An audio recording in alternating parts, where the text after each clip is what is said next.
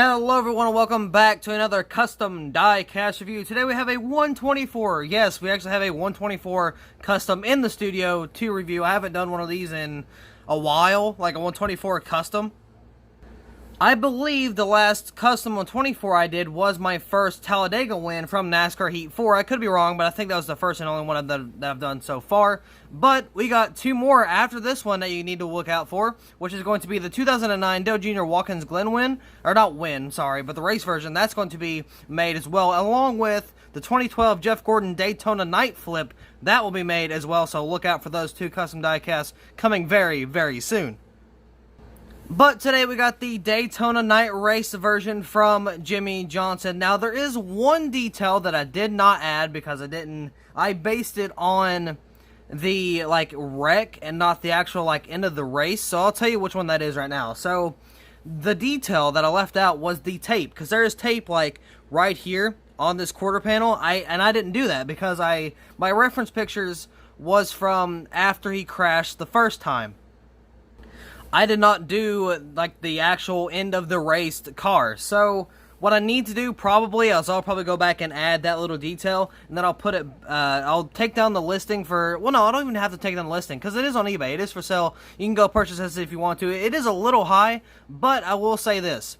For it being a custom diecast 124, it's actually a lot cheaper than what you would normally get. I've seen people sell them for $180, $200, $250. It's freaking crazy. I don't know why people price it that high, but people buy it. It's weird. I couldn't do that. I could not, no way in the world I could pay $250 for a custom race version diecast that I could easily do myself.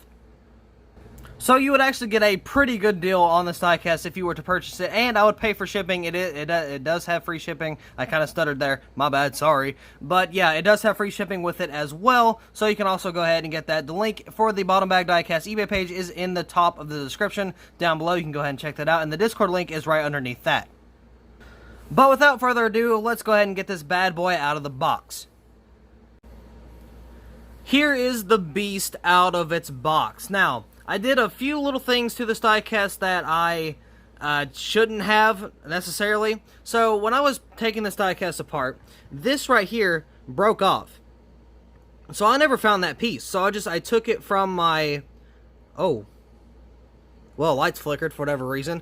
But I took this little piece right here, this piece of the shark fin. I took this from my, what was it? I think it was my first Talladega race win.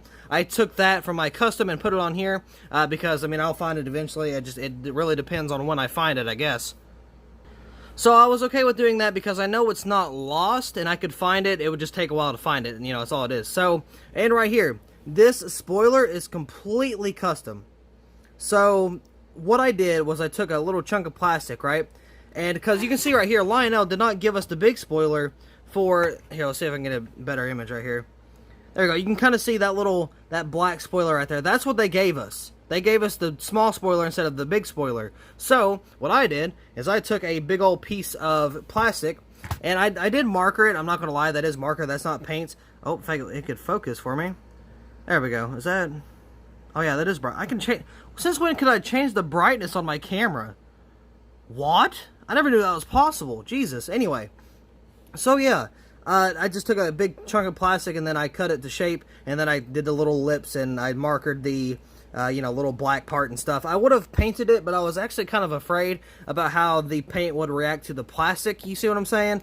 So I took a safe route and just did a marker. So also, if you were to buy this diecast, right, you need to be careful with this spoiler because it is very, very, very fragile and it's very delicate. So when you're removing this diecast, you need to be careful because it's just a piece of plastic that's glued on to the small spoiler here. So please be careful. I do have that in the description of the listing, so you know it's there. If you want to go look at it, you can. But yeah, it's very delicate, so please be careful if you were to purchase this. I don't expect you to, but if you were, just again, please be careful because it could pop off pretty easily, or at least I assume so. I haven't done it myself, but I don't want to take the risk just to see, you know, how easy it is to actually come off. But I'm not going to mess with it, and I suggest that you should not either, or whoever the buyer is. But yeah, we got all kinds of race damage and stuff. We got a big old chunk taken out of the front right here. I actually have that piece still right there. Rest in peace, Jimmie Johnson.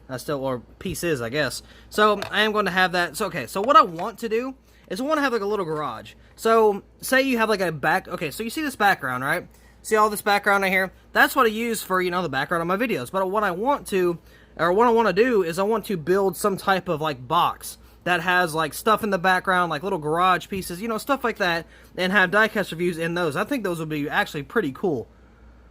I've seen some people do it here and there, but I did want to, you know, kind of do it for myself. But the tape is supposed to be right here. Again, I didn't do it. I will edit that later on down the road. I'll actually have to edit the listing as well. So yeah, first of all, let's go ahead and take a look underneath the hood just real quick so I don't forget. So, I'm going to look in right here. You can see a pretty good chunk of it taken out there. Just your standard ARC base, not a lot. I did not add any detail into the hood. I wanted to add like, I think I was going to take, what was I going to take? I think it was rubber bands. And like wrap around these little plastic pieces here and kind of connect it to the hood as if it was like the tethers. I was going to do that, but I decided not to, so I didn't do that. But I did do some interior detail. I did a little bit right there, and I did some exterior, or underneath the die cast here. I did some stuff as well. I did the gas can here, or the gas tank, and then I did some of the axles and stuff, and I painted that. So I basically completed it. So as you can see, right here, there's half of it, and then the other half was not painted, so I just did that myself. So there is a little bit more detail that you would get other than just a standard ARC. So it did take a little bit of time to do this. I estimate it was about 2.5 hours of work I did on this diecast, and I had to hold this freaking window net down, which sucked. And yeah, there's a little bit of a wobble to it. That's just because, you know, it's damaged. It's crooked right here on the front, so it does kind of put it off balance. But I mean, you know, that's going to happen with a custom race win, or just race version diecast in general, if it's all damaged up and stuff. So, taking a look right here on the hood, let's see if we can get some more lighting in here so we can get a little better angle. Or I can turn up my brightness a little bit. So right here on the hood we got, or right here on the front, we got this big old chunk taken out, of course. So we got this little plates underneath. That's what comes with the diecast. I kept that there. So we got a huge chunk taken out here. Got a lot of rubber buildup and stuff over here on this side as well. We got the 48 3M Sunoco. Got a little bit of chips down here. Right here on the hood, you got a little bit of rubber wear. Not a lot, but there is some. I dented. Actually, I did this on accident. I dented the like the little, I don't even know what this is, but I dented that right there, and I didn't mean to. That was actually an accident. I meant to bend this down, but I accidentally did that. So yeah, that's a little something that I didn't mean to do, but it still looks pretty good nonetheless. But you got Ally all across the hood right there. You got the Cup Series banner, of course, and you got the interior detail on the dashboard. Moving to the roof, if I can get a little bit of a we'll see if I can back up a little bit here. See if I can get a little bit of a better camera angle. Alright. Let's see if that does any better. There we go. I really got to be careful because I got this spoiler right here that I got to watch out for. But we got the 48 up here. Got Ally. Of course, you got the roof cam and a little bit of rubber wear. Roof flaps do deploy. Nothing changes there. Got Johnson right here on the back. Got Ally on the deck lid, of course. Right here on the back, you got the Ally Do It Right. And, of course, Lionel did not put any of the Camaro ZL1 1LE stickers on there for whatever reason. But there is some race wear on the back, and then there is some right there as well on the quarter panel. So we're going to take a look at both sides, of course. So on this side, we got a lot of rubber buildup and just a lot of race wear. Got a little bit of a wall scrape right there across the 48. Got some of the wear right there on the tires. That is, you know, worn out and stuff. I did put some paint over that to give it that weathered effect. I also added the exhaust plate right there. I bent the quarter panels a little bit, or I bent the skirts out. I did it on all sides. So yeah, I did a little bit more detail than I do normally. So I got a whole bunch of rubber buildup and just dirt and grime there. And of course you got it around the wheel well. Right there, got the little scratch or little marking across the 48, that beautiful day glow. Then on this side you got, or on this side of the 48, you got a little bit more rubber buildup, not a lot. But then there's another bend right here, as you can see, there's a little bit of a scrape there as well. Moving on to the more front end, we got some more rubber buildup on the tire right there. And then, of course, back to the front, we got all that rubber buildup. So, moving on to the other side, we got a little bit of rubber buildup and rubber wear right there around the front wheel well. We got the window net down right there. Got this little bit of like a donut mark right there in the split of the 48, right there by the jack. You got a little bit of rubber wear, or not really rubber wear. Oh yeah, it's rubber wear. We got that up here too. We got a whole bunch of rubber wear around this right rear, or this left rear, I'm sorry. Just got a whole bunch just kind of splattered all the way up there. Of course, I added the fade to the tire. I think it looks very good. Now, another thing I wanted to do, but I couldn't. I can't figure out how, but I'm going to one day, I promise you. I'm going to figure out how to make the little like tape markings on the tires. I'm going to figure out how to do that in the 164 and 124 scale. I'm going to figure out how to do that, and I won't die until I do. And if you have any suggestions, please leave them down in the comments below. That'd be much appreciated. We got all this rubber wear right there just all splattered across the alloy. You got the A right there, and you got a little bit of a effect to where the gas kind of drains down the side and stains it, of course, from the American ethanol ring right there. So you got a little bit of scratches right here as well, and of course you got that drip line right there. So very, very, very detailed. I did put a lot of work into this. Again, it was like 2.5 hours. So yeah, it was very nice to do. It was very fun. I didn't want to do it because, you know, poor Jimmie Johnson, this was the race that took him out of the playoffs. Or not really took him out, but he didn't get in the playoffs at all.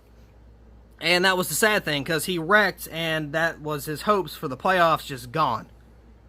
But his teammate William Byron ended up winning the race, which was also pretty cool. But still, either way, Jimmie Johnson did not get into the playoffs. We was really hoping for another championship for 2020 for Jimmie Johnson. You know, getting his 8th championship would have been amazing. But again, we all knew it wasn't going to happen. We was hoping. We would hope and pray that it would happen. But again, knowing Johnson and the bad luck he's had, he wasn't able to get it done. And that is very unfortunate, because I do like Jimmie Johnson. I'm not like a big fan of Johnson, but I would like him to see, you know, at least have one more win in the Cup Series since 2017. But with that being said, I do believe that is all for this Diecast review. So thank you all so much for watching. I hope you all enjoyed, and I will see you in the next video. Upside down.